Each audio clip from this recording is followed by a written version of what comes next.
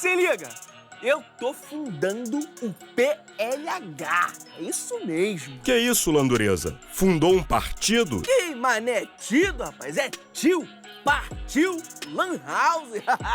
Tá de bobeira, tô indo lá fazer minha inscrição pro Enem, ó. enem.inep.gov.br. É inscrição, socorracato.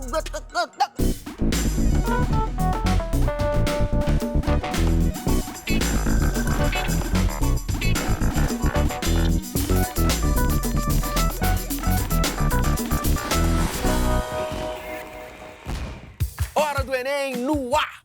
Imagina uma Olimpíada que mobiliza 40, 50 mil pessoas por ano, com mais ou menos 1.000 finalistas. É a Olimpíada Nacional em História do Brasil, que esse ano completa 10 anos. E quem explica tudo é uma das coordenadoras do evento, professora Cristina Meneghello.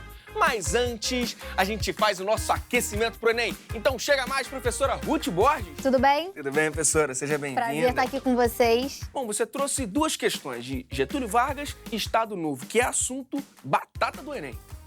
O Getúlio Vargas até hoje é considerado um dos maiores presidentes de todos os tempos no Brasil. Vamos fazer uma retrospectiva sobre ele? Show de bola, vamos lá. Getúlio Vargas, ele teve governos em períodos diversos na história do Brasil. Por isso que é muito legal a gente aprender a contextualizar isso na história. O primeiro governo de Vargas a gente chama de governo provisório, porque ele veio através de um golpe de Estado. Toda vez que um presidente ele sofre um golpe de Estado, a gente diz, a gente brinca na história que rasga-se a Constituição anterior e por isso o governo é um governo provisório, porque todo governo que não tem uma Constituição estabelecida é um governo provisório, porque o presidente não tem leis definidas para ele respeitar. Então, assim, é muito importante a gente entender que essa denominação provisória, ela significa que Getúlio Vargas, ele não tinha uma Constituição que ele precisasse respeitar durante seu governo. Então, ele começa a governar através de decretos-leis, que eram decretos com valor de lei, né? Então, os valores constitucionais desses seus decretos eram o que fazia com que o presidente conseguisse se estabelecer na sociedade. E Vargas, ele era um cara, assim, muito carismático, ele era muito inteligente, muito astuto politicamente. Então, ele conquistou uma série de setores da sociedade brasileira durante já no seu primeiro governo, o governo provisório.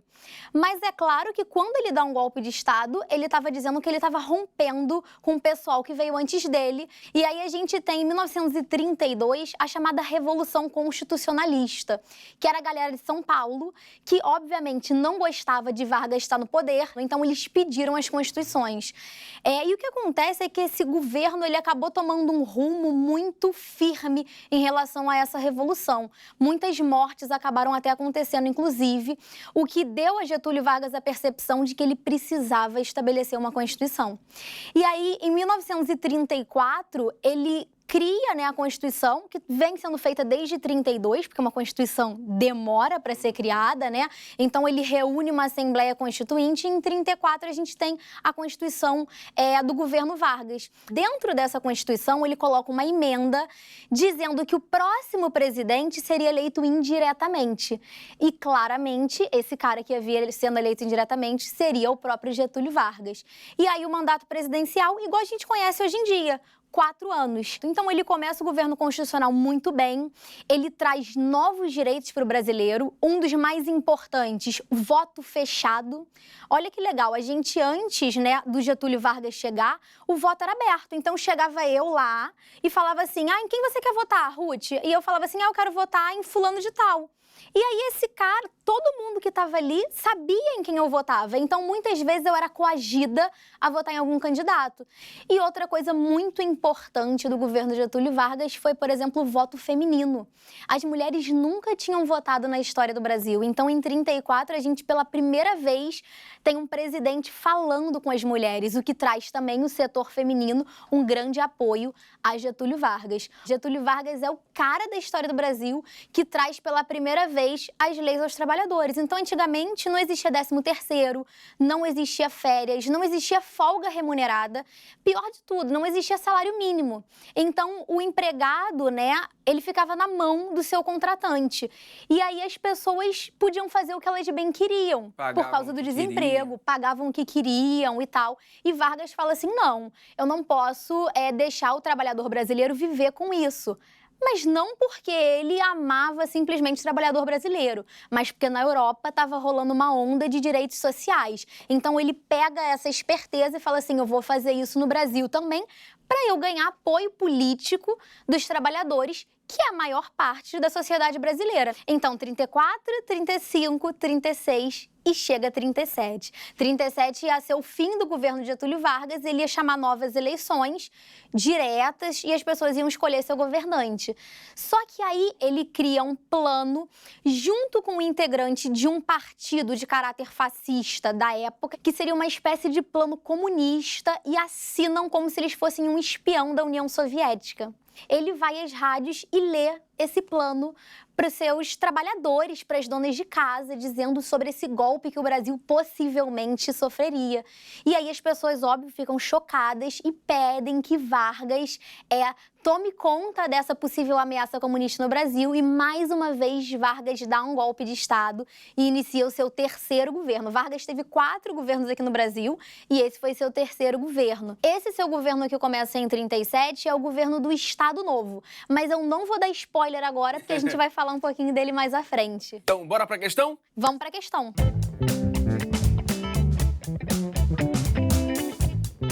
É a questão 78 do Enem de 2017, prova azul, primeira aplicação. Durante o Estado Novo, os encarregados da propaganda procuraram aperfeiçoar-se na arte da empolgação e envolvimento das multidões através das mensagens políticas. Nesse tipo de discurso, o significado das palavras importa pouco, pois, como declarou Goebbels, não falamos para dizer alguma coisa, mas para obter determinado efeito. O controle sobre os meios de comunicação foi uma marca do Estado Novo, sendo fundamental a propaganda política na medida em que visava. O Estado Novo, ele foi uma ditadura, ele foi Vargas dando um golpe de poder, ainda que tenha um apoio popular, então ele foi um governo ditatorial.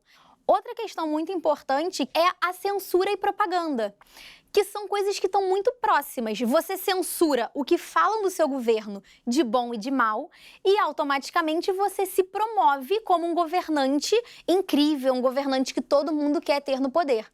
E terceiro, a economia. A economia precisa estar lá em cima para que as pessoas apoiem. Porque se a gente está vivendo uma crise econômica, você começa a se questionar se o governo ele é tão legal ou se tem alguma coisa de errado com ele.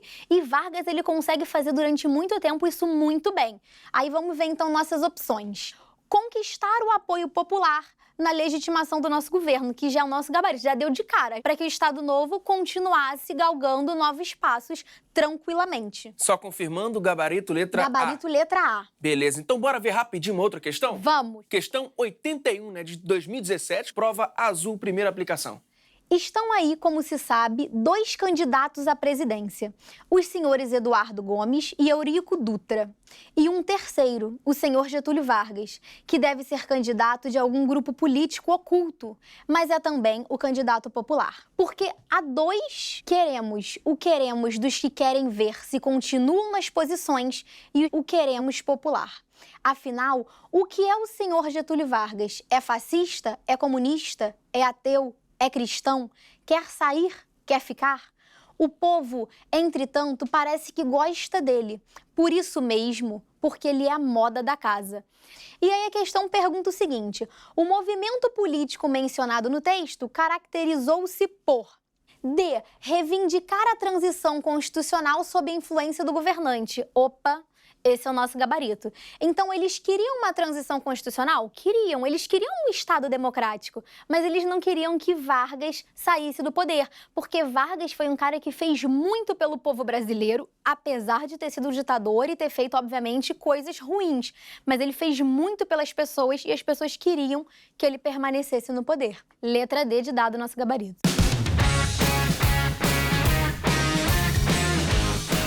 Então, quem quer saber um pouco mais sobre esse período, onde ele busca, o que ele vai encontrar? Eu amo estudar a Era Vargas, eu acho incrível, os alunos amam estudar a Era Vargas porque ele é um cara muito único, né? Só que, cara, o Vargas, ele é o 7º tema que mais cai no Enem. Então, desde 2009, que é o novo modelo do Enem, até 2017, ele está em 7º lugar como o tema que mais cai. A gente tem vários períodos que caem e Vargas é um presidente que seu tempo no poder é um dos tempos que mais cai no Enem. Então, é muito importante a gente estudar isso. Uma coisa que eu acho legal, que eu indico, mas obviamente a gente tem que ter um olhar crítico sobre isso, né? É assistir o filme Getúlio. Teve um filme de Getúlio Vargas e eu acho que para o aluno é muito mais fácil ele estudar visualizando, né? Aquele cara que foi Vargas, mostra o contexto do seu governo, é muito legal para você ter essa figura de quem você está estudando, eu acho muito interessante. E também dá para assistir os outros Horas do Enem que falam um pouquinho sobre Vargas, que eu inclusive assisti alguns já também, pra gente revisar mesmo, né, o que Vargas representou para o Brasil, né? Professora, muitíssimo obrigado, viu? Um prazer Valeu estar com vocês. Tchau, tchau, prazer gente. Todo nosso. Olimpíada Nacional em História do Brasil.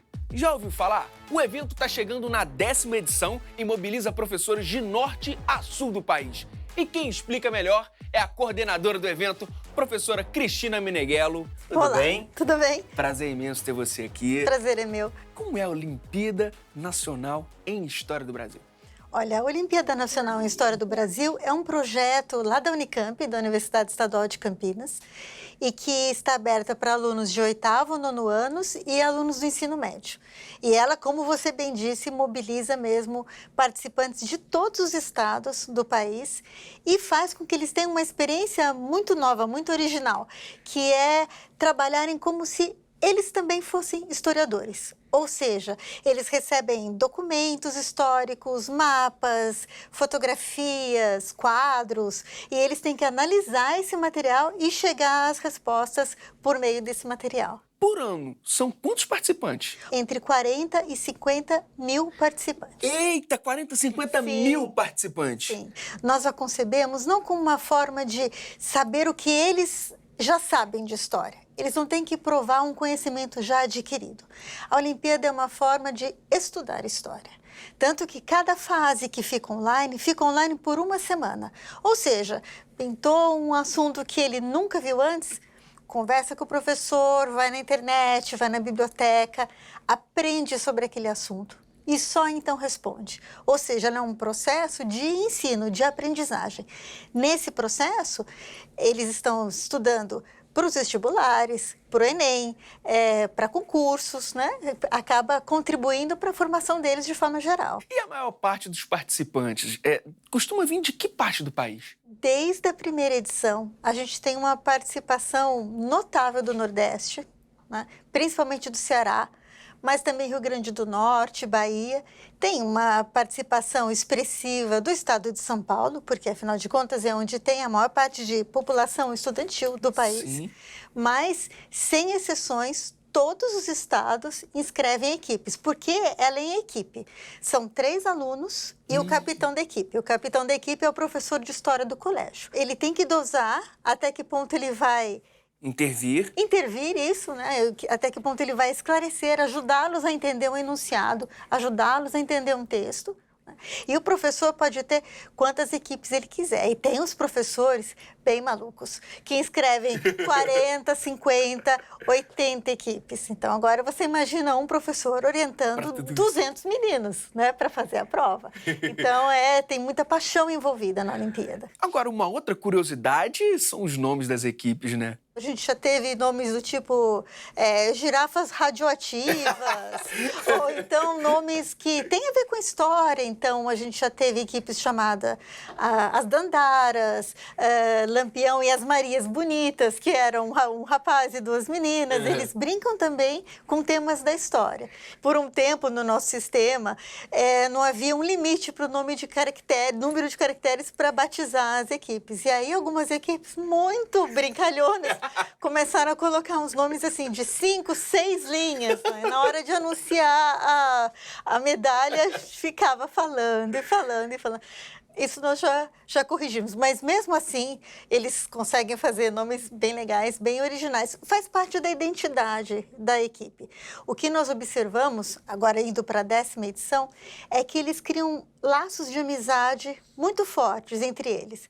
Mesmo depois de terminar o colégio, mesmo depois de já estarem na faculdade, eles continuam, por exemplo, seguindo a gente nas redes sociais ou seguindo no Facebook. E toda vez que a gente lança uma nova edição, a gente percebe universitários dizendo um para o outro: que saudade, lembra como era legal? Ou então escreve para a gente e-mail dizendo: faz uma Olimpíada para universitários.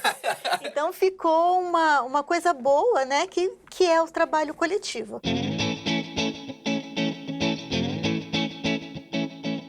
A premiação é diferente, não é? Ela é assim, coletiva, como eu falei. Ela é ao longo do tempo, não precisa responder correndo. E na hora das medalhas, a gente quis evitar essa ideia do ranking, de uma equipe sair dizendo: eu sou a melhor equipe. Primeiro porque a diferença de pontuação entre os primeiros colocados é mínima, é 0,000 alguma coisa. E isso é quase subjetivo. Então, a gente criou a premiação da seguinte forma: pela pontuação que eles vão acumulando ao longo de todas as fases, mais a prova escrita que os finalistas fazem lá em Campinas. 1.200 finalistas. A gente fecha um prédio para eles fazerem a prova escrita. Esses finalistas, né, a gente distribui as medalhas assim: medalhas de ouro para 15 equipes. Os meninos e o professor. Medalhas de prata para 25 equipes. Medalhas de bronze para 35 equipes. Então, aqui a gente já tem 75 equipes premiadas. E todos os demais, a famosa medalha de cristal. É uma medalha de acrílico. Mas eles mesmos batizaram como medalha de cristal, que é uma medalha de honra ao mérito, né? De ter participado, de ter chegado na final. Porque, olha só, começar com 50 mil e terminar entre os 1.000... Já é uma grande vitória, Todos fazem história, né? Bom, a gente tem um vídeo, tá ali na tela pra gente assistir. Bora ver. Participei do evento durante todo o ensino médio, né?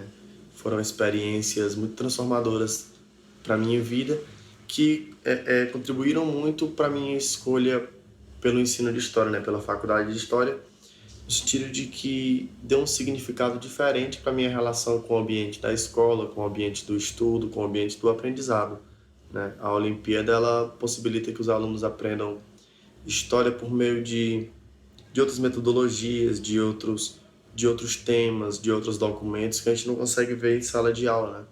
Trabalhar com pinturas, trabalhar com documentos oficiais, com discos, com documentários, com fontes historiográficas novas, como tweets, né, que foi o caso do ano passado. Enfim, e aí a Olimpíada apresenta esses documentos e essas possibilidades de aprender história de uma maneira diferente, muito sedutora, assim, que transforma a relação dos alunos com o aprendizado, né? E transformou a minha ao ponto de me fazer querer transformar outras realidades com o aprendizado, com o ensino da história também. Por isso eu me tornei um professor de história, por isso eu incentivo a participação dos meus alunos, né? Sobretudo porque também tem um ganho social muito importante, que é aquele que tem a ver com o próprio funcionamento da disciplina de História, né? A História serve para a gente compreender o presente, interpretar a sociedade ao nosso redor, compreender a nossa função dentro dessa sociedade, né? E a história, conhecer o passado possibilita a compreensão do presente. E eu acho que a Olimpíada possibilita isso de uma maneira muito importante assim para o ensino, né? Então foi uma experiência muito transformadora, pela qual sou muito grato e que mudou a minha vida para sempre, né? Olha legal, isso. Muito legal. Muito obrigado, professor Léo Vieira, pelo depoimento. Foi muito bacana, contribuiu muito. Valeu mesmo.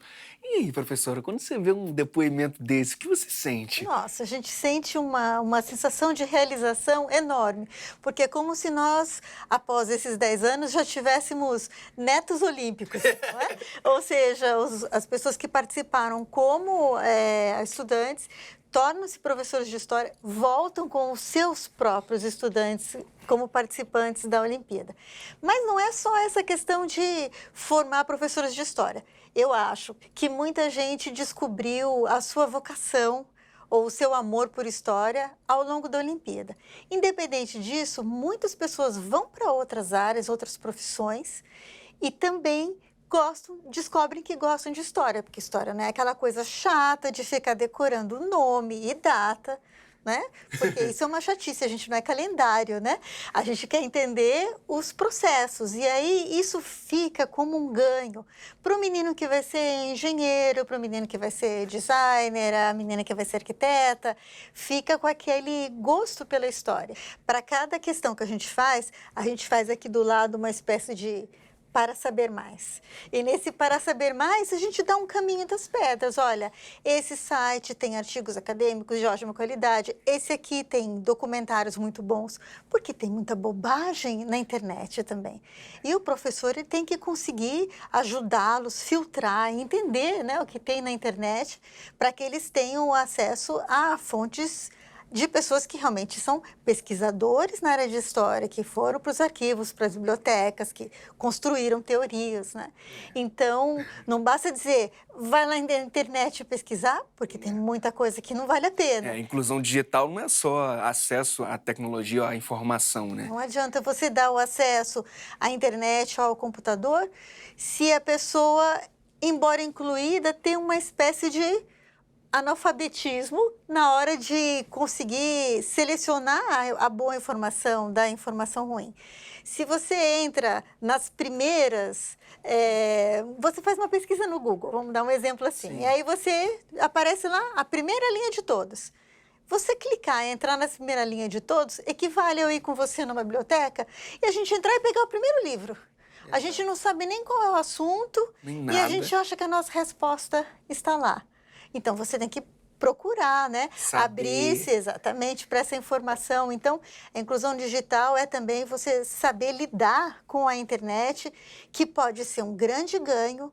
É lógico que um jovem hoje consegue ver cidades de outros países, consegue navegar e ver museus, né? Como se ele estivesse vendo aqueles quadros mesmo, coisa que há 40, 50 anos eram impensáveis. Então, principalmente No máximo em termos livros, de... né? Fotinha. A nossa imagem do mundo era muito mais limitada, né?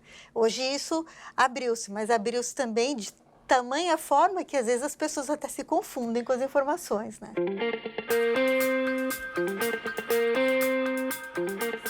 Falando em fonte de informação, o site da Olimpíada é uma grande fonte para estudantes e para professores, né? Sem dúvida.